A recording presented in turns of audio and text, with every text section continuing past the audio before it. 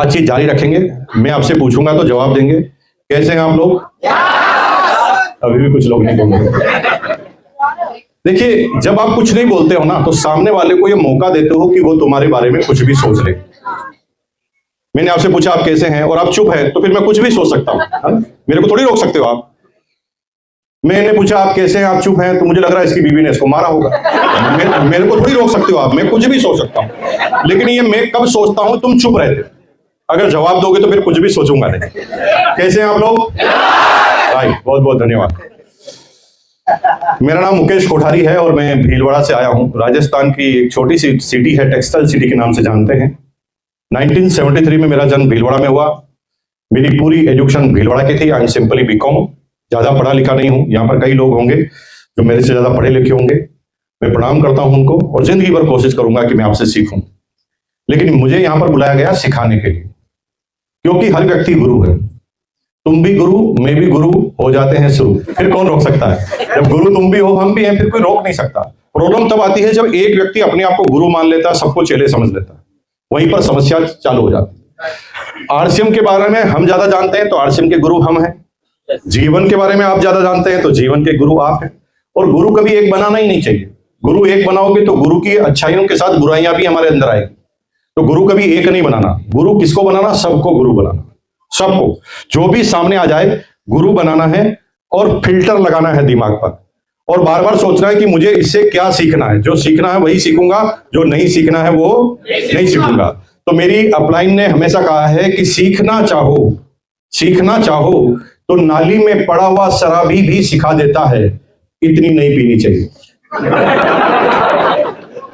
तो हम तो शराबी को भी सैल्यूट करते हैं। मैंने कहा भैया डेमो पहले करके बता दिया तूने, नहीं तो मेरी हालत खराब हो जाती है।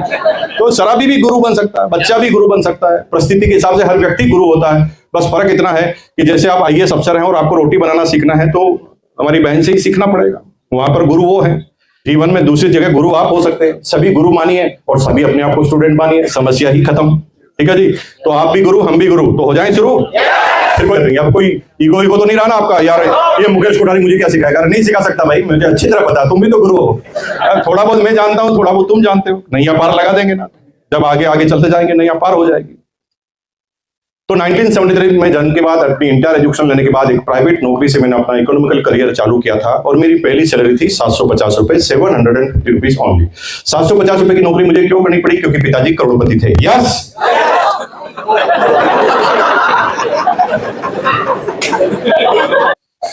तो परिवार का मेरा इकोनॉमिकल बैकग्राउंड ज्यादा अच्छा नहीं था। मैं जब 9 साल का था तब मेरे पिताजी रिटायर्ड हो गए थे। डिफेंस के अंदर थे वो। फिटनेस साथ नहीं देती थी, वक्त से पहले उन्हें कंपल्सरी रिटायरमेंट लेना पड़ा। मेरी एकदम छोटी सी क्यूट सी फैमिली थी, माँ बाप और आधा दर्जन बच्चे। हंस रहे हो यार? आपको हंसने की क्या मतलब, हर बात क्यों हंसते हो आप? अच्छा ओके, अच्छा मैंने क्यूट बोला इसलिए छोटी फैमिली। अब जाके समझ में आ रहा। छोटी फैमिली इसलिए बोला क्योंकि आज के जमाने के हिसाब से नहीं बोला। आज के जमाने में एक दो का हिसाब है। हिंदुस्तान के लोग अब तो जागे कि बच्चे कम पैदा करो। उससे पहले आजादी के बाद हमारे बुजुर्ग लोगों ने इतना गजब का काम किया कि साला बच्चे पैदा करने के लिए कोई काम ही नहीं किया। और मजे की बात है, साला चाइना को पीछे कर दिया पूरा का। इतने बच्चे पैदा हो गए। हमारे पूरे मोहल्ले में सबसे छोटी फैमिली मेरी थी। पूरे मोहल्ले में सबसे छोटी। हमारे पड़ोस में लोढ़ा साहब थे, उनके 11 बच्चे। पूरी क्रिकेट की टीम घर पर ही थी, एम्पायर भी घर पर ही, है ना। तो उस समय सबसे छोटी फैमिली पूरी, आई थिंक पूरे मोहल्ले में हमारी ही थी। माँ बाप संघर्ष कर रहे थे। उनके जीवन के पर्सनल सपने खत्म हो गए थे।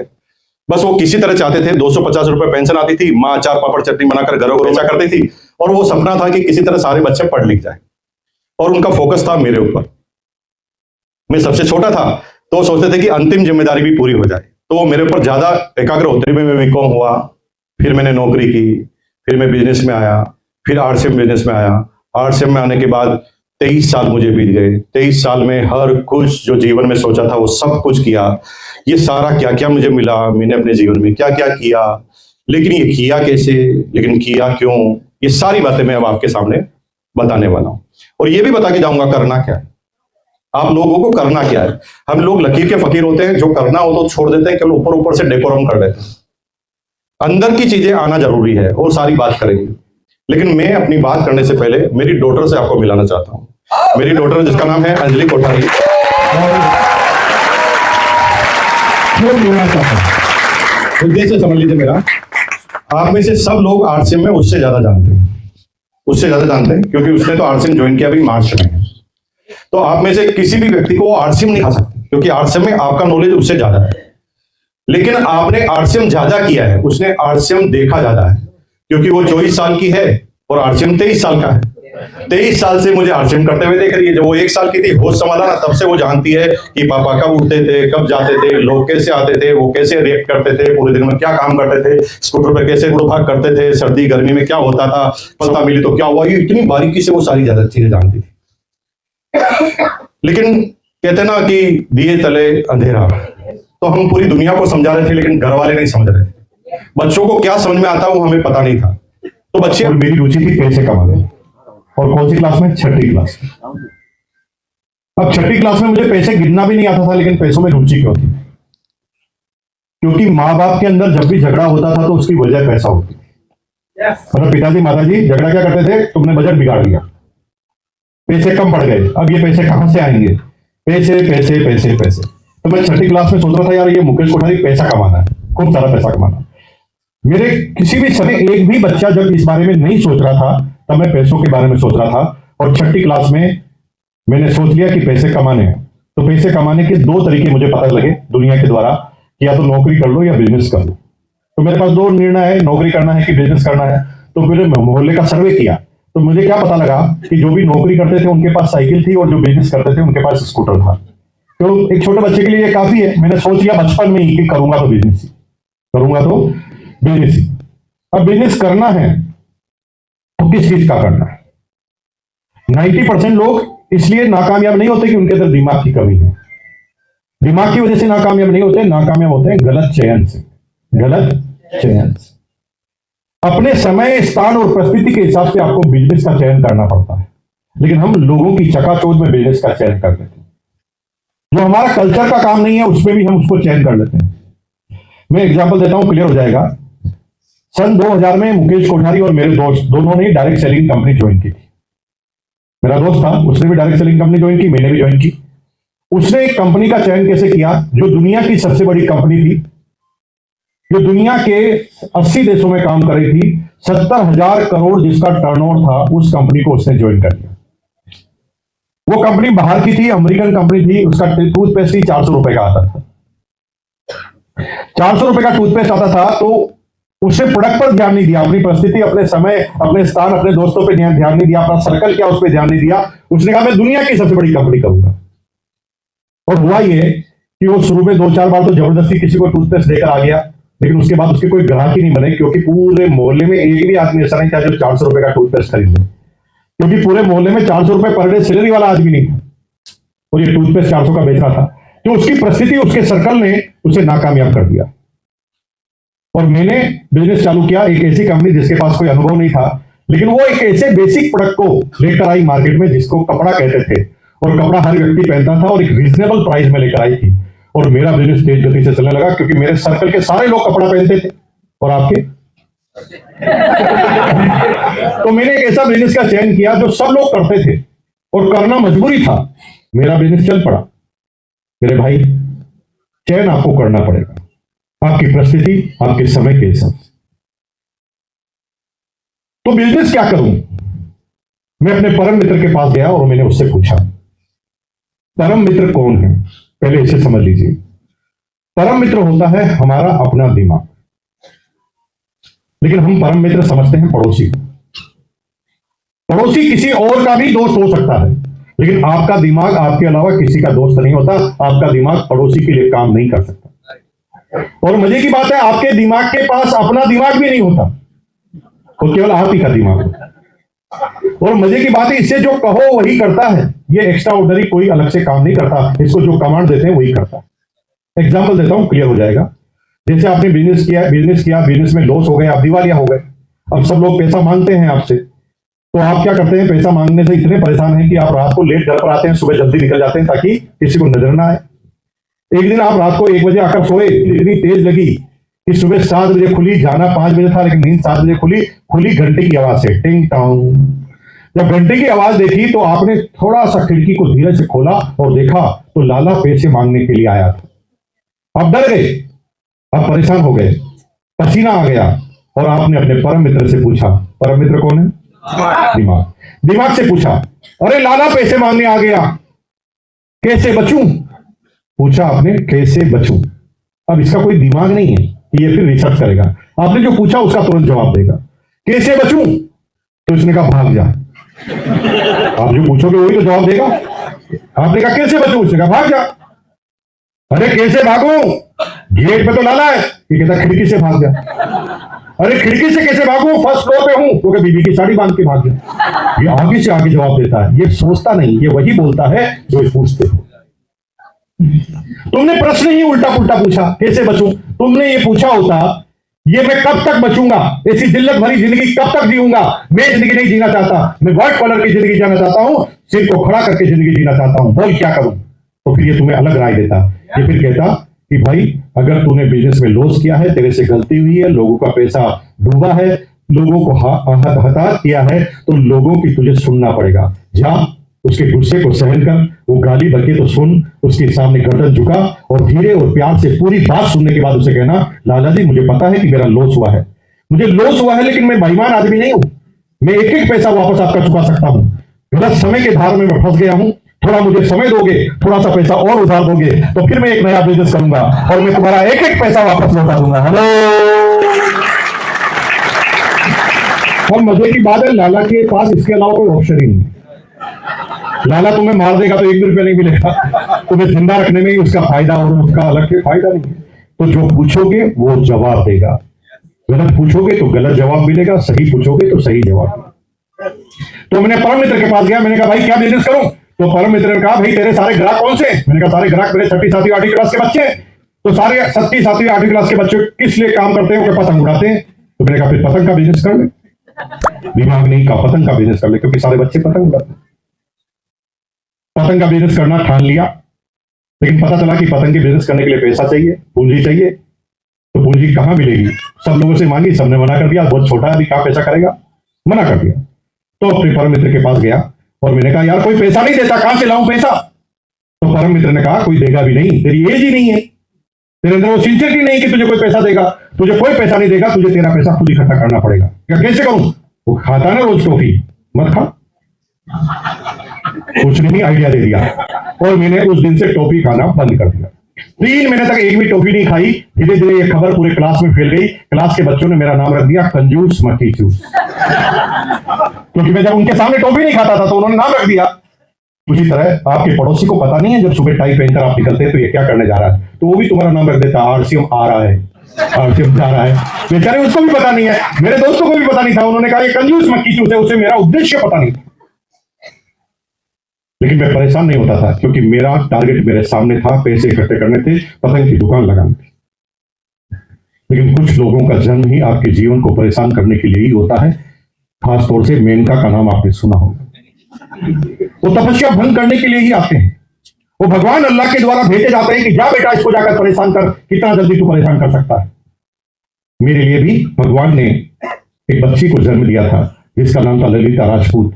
वो मेरी क्लासमेट हुआ करती थी। उसको पता चल गया कि मैं टॉफी नहीं खाता हूं, तो उसको मुझे चिढ़ाने में बहुत मजा आता था। वो अपने ज्योमेट्री बॉक्स में हमेशा एक लॉलीपॉप रखा करती थी, अपने ज्योमेट्री बॉक्स में हमेशा एक लॉलीपॉप रखा करती थी। जूही में उसके सामने जाता था और रेपर खोलकर मेरे सामने चाटती थी, और मेरे जाते ही रेपर लगाकर वापस ज्योमेट्री बॉक्स में रखती थी। मेरे लिए 1 महीना चलाती थी। उसके जीवन में और कोई टारगेट ही नहीं था, मैं बस इसको परेशान करना। आपके जीवन में भी ऐसे ही कई चंपालाल आएंगे तो आपको परेशान करेंगे, चिंता मत करना, सबके साथ हो।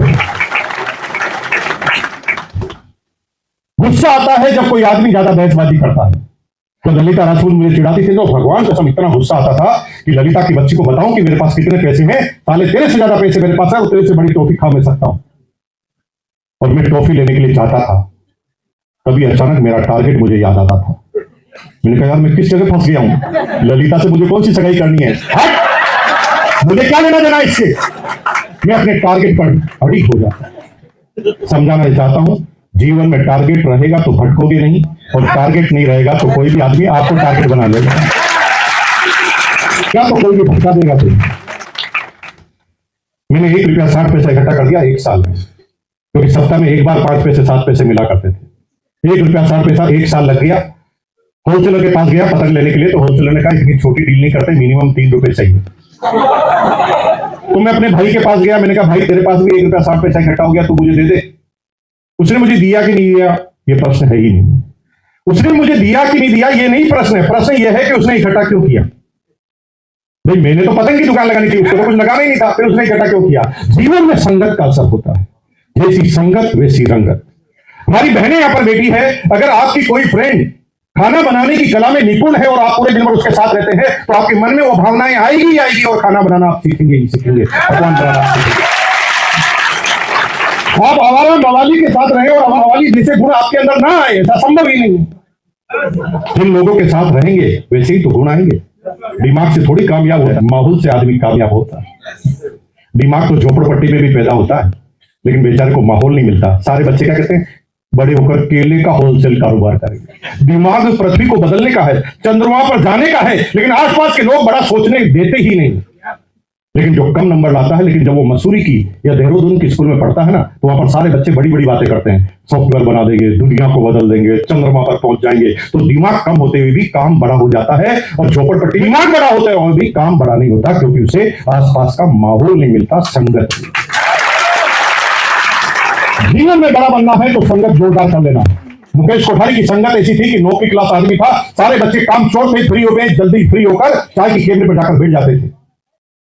लेकिन मैं बीसी छाबड़ा जी की संगत में आ गया और मैं उसकी गाड़ी में चिपक गया, और जब मैं उनके साथ बैठने लगा तो उनकी बातें सुनने लगा, उनके लोगों के संवाद को सुनने लगा, तो वो गुण मेरे अंदर आने लगे। और मुकेश कोठारी को निर्माण कर दिया बीसी छाबड़ा जी ने, क्योंकि उनकी संगत में मुकेश कोठारी आ गया। कामयाब होना चाहते हो तो कामयाब लोगों की संगत में चले जाना। कामयाब लोगों की संगत में चले जाना। कामयाब लोग क्या करते हैं, कामयाब लोग ना हमेशा सितारों को छूने की कोशिश करते हैं। कामयाब लोग हमेशा सितारों को छूने की कोशिश करते हैं, लेकिन मजे की बात बताऊं, सितारा उनके हाथ नहीं आता। कामयाब लोग सितारे छूने की कोशिश करते हैं, लेकिन मजे की बात है कि सितारा उनके हाथ नहीं आता, लेकिन उनका हाथ कीचड़ में भी तो नहीं जाता, क्योंकि हाथ ऊपर रखते हैं। कीचड़ के तो नीचे करना पड़ेगा, हाथ ऊपर रखेंगे तो नीचे जा नहीं सकता, कीचड़ में जा नहीं सकता, इसलिए वो बड़ा सोचते, चाहे उनसे हो या ना हो, होगा बड़ा, बड़ा ही सोचेंगे, छोटा नहीं सोचेंगे। 1 रुपया 60 पैसा भाई से उधार लिया, 3 रुपए 20 पैसे से पतंग की दुकान लगाई, और भाई साहब 3 महीने में पैसे को डबल कर दिया। छठी क्लास में डबल 3 महीने में। वहां से एंटरप्रेन्योरशिप की मेरी जर्नी चालू हुई, जो फिर कभी रुकी ही नहीं। अब मैं हर बच्चों से अलग सोचता था। होली आती थी, सारे बच्चे खुश होते थे कि कलर लाएंगे, रंग लगाएंगे, और मैं रंग की दुकान लगाता था। दिवाली पर लोग पटाखे चलाते थे, मैं पटाखों की दुकान लगाता था। राखी पर लोग राखी बनवाने की तैयारी करते थे, मैं राखी की दुकान लगाता था। लेकिन मुझे फुल टाइम बिजनेस करना था, तो मैं अपने परम मित्र के पास गया। मैंने कहा भाई दिवाली होली तो साल में एक बार आती, कोई ऐसा बिजनेस बताना जो रोज कर सकते हैं। तो इसने कहा सारे बच्चे कंचे खेलते हैं, तो कंचे की दुकान लगा ले। परम मित्र से पूछो, पड़ोसी से मत पूछो। हम गलती क्या करते हैं, पड़ोसी से पूछते हैं। अरे मेरे भाई थोड़ा बताओ ना कि पड़ोसी में, तुम्हारे पड़ोसी में इतना सा भी दिमाग होता तो क्या तुम्हारा पड़ोसी होता? तुम्हारे पड़ोसी में इतना सा भी दिमाग होता तो मुकेश अंबानी का पड़ोसी होता। तुम्हारा क्या खाक होता? तुम्हारा है ही इसलिए कि दिमाग नहीं है। दिमाग नहीं है इसलिए तो तुम्हारा पड़ोसी है, दिमाग होता तो तुम्हारा पड़ोसी कभी होता ही नहीं। और जिसमें दिमाग नहीं है उसी से पूछ रहे कामयाब कैसे होंगे, और उसके पास होता तो वो खुद कामयाब नहीं होता। यही हम बार बार गलती कर जाते हैं जीवन के अंदर। परम मित्र से पूछा क्या बिजनेस करे, तो इसने कहा कंचे सब कहते हैं, कंचे का बिजनेस कर ले। तो भाई साहब मैंने होलसेल में कंचे लाया और मैदान में जाकर कंचे का बिजनेस करने लगा। जब सारे बच्चे कंचे खेलते थे, मैं कंचे बेचता था। हारने वाला रोता था, जीतने वाला हंसता था, लेकिन दोनों से हमारे कोई फर्क नहीं पड़ता था। हमारा तो प्रॉफिट समान ही था, हारे या जीते। हमने शुरू से ही ऐसे बिजनेस किए कि साला रोए या जीते, हारे या मरे, मेरे को कोई फर्क नहीं पड़ना चाहिए, मेरा काम जरूर होते रहना चाहिए। जब मैं 9वीं 10वीं क्लास में आया तो मेरे टीचर से ज्यादा इनकम मेरी थी। 9वीं 10वीं क्लास में मेरे टीचर से ज्यादा पैसे में कमाता था। लेकिन कभी कभी जीवन में अपॉर्चुनिटी मिलती है, उसे समझना पड़ता है। आज के 40 साल पहले फरीदाबाद में 200 रुपए स्क्वायर फीट में भी कोई जमीन खरीदने के लिए तैयार नहीं था। हेलो, 200 रुपए स्क्वायर गज में भी कोई जमीन लेने के लिए तैयार नहीं था। आपके दादाजी के पास भी ऑफर आया था, तो आपके दादाजी ने कहा ओ इतनी दूर जाकर क्या करेंगे।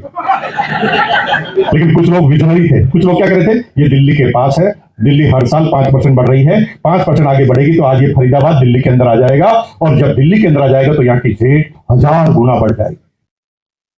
और उसने जगह ले ली। अब बताओ मेहनत कितनी की? मेहनत कौड़ी की भी नहीं की, डिसीजन लिया और डिसीजन लेने से आज वो करोड़पति है।